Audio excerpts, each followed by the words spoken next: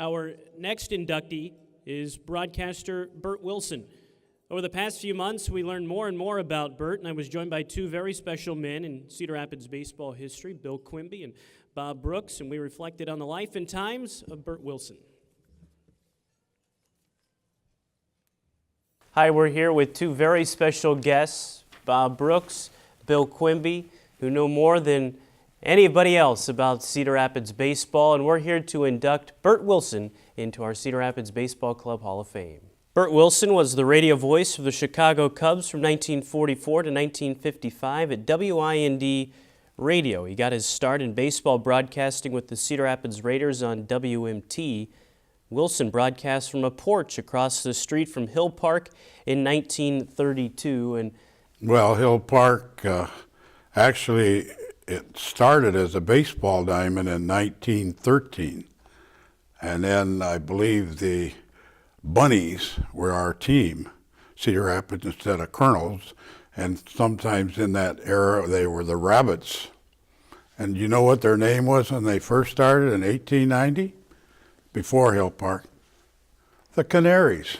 Yeah, they had a wood-burning bucket stove in that, and when the pitcher was getting wobbly and going to be taken out of the game, the smoke started to come out of the smokestack in the clubhouse from the wood-burning fire. Now, Bert, it was interesting because he wrote a letter that went around the league of saying that it was okay to broadcast games, and I'm sure back in the day, and even still today, that's an argument that some people have, that putting the games on TV and radio are detrimental to attendance, but that's certainly not the case, and it wasn't then either. No, it wasn't. Finally, when they brought broadcasting into the ballpark, it enhanced the attendance, no doubt about that. That house that he broadcasts from, located at E Avenue Northwest, it still sits there today, and Hill Park Ballfield still sits at the current Roosevelt Middle School. It's lasted time, it still sits there. Well then, when did Mr. Puckett change his name? In Chicago? Yes, when he got to Chicago, to Bert Wilson. Bert Puckett was Bert Puckett until he moved to Chicago, and he was with WMT from 1932 to 1942, moved to Chicago to broadcast for the Cubs, but before that, he was the official announcer at the Indianapolis 500. And he left Chicago to go to Cincinnati. Yes, and passed away before he had the opportunity to get there. At the age of 44, at the heyday when he recreated games, he sat in the studio, and on the ticker it came across what was skeleton-wise what happened on the playing field. Bert was the very best that baseball has ever had, in my view, of recreating a broadcast of a major league game. And he was a one-man band. Think about this, a doubleheader. He was there for the whole game. All 18 innings. Whatever. Or more. Or extra. He had an engineer and himself, and that was it. No commentator, no expert, just the Bert Wilson broadcast the game. And that's day after day, over a long schedule. That is something. And he also was the only man I knew who could broadcast games while still smoking a cigarette. Never missed a beat. Probably one of the more interesting things about Bert Puckett and Bert Wilson, not only a terrific broadcaster, but had an interesting connection with Rockwell Collins, the largest employer in Cedar Rapids. Now, Arthur Collins of Collins Radio Company, which later became Rockwell Collins, was a close personal friend of Bert.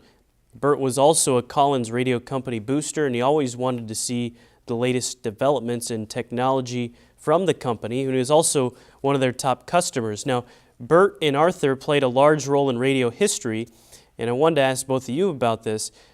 Arthur was a radio wizard, and the two worked closely on a lot of endeavors, including establishing contact with explorers from the Antarctic to the United States using a ham radio. And they were two of the first stations to pick up Admiral Richard Byrd's stations on his expedition, something that the U.S. Navy had trouble doing, and that became a nationwide story. Do either of you remember that happening? Bert was interested in ham radio, Yes. too. Mm-hmm. And that's the thing that really connected Mr. Collins and Mr. Puckett in their endeavors that way. That was one of Bert's hobbies. His well-known saying was, "I don't care who wins as long as it's the Cubs." Oh, that's right. But called the 1945 World Series between the Cubs and the Tigers, he's the last Cubs broadcaster to call a World Series game. But as we talked about, following the 1955 season, he accepted a job with the Cincinnati Reds to do play-by-play on television, but passed away from heart failure November 5th, 1955, at the age of 44. Before his passing, the Cubs had a Bert Wilson Day to honor his years of service, and we're excited to put him in the Hall of Fame here in Cedar Rapids. You've made a very fine choice. Yes, sir. Bert was one of the pioneers of Major League Baseball, and one of the reasons the Cubs, win or lose, they are a big-time draw. Hello again, baseball fans. This is Bert Wilson, the radio voice of the Chicago Cubs from the spring training camp in Mesa, Arizona.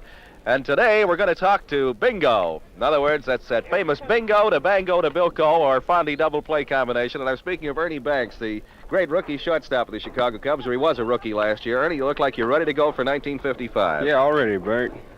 I understand that you might have gone to the New York Yankees or the Chicago White Sox, but Whit Matthews kept after somebody and got you in the Chicago Cub organization. We're proud and pleased to induct Bert Wilson into the Cedar Rapids Baseball Club Hall of Fame. The woman accepting for Bert tonight was in one of those last photos, I believe it was at Wrigley Field, and she's probably still adjusting to this Iowa winter. From Mesa, Arizona, Bert's daughter, Shirley Puckett Kobach.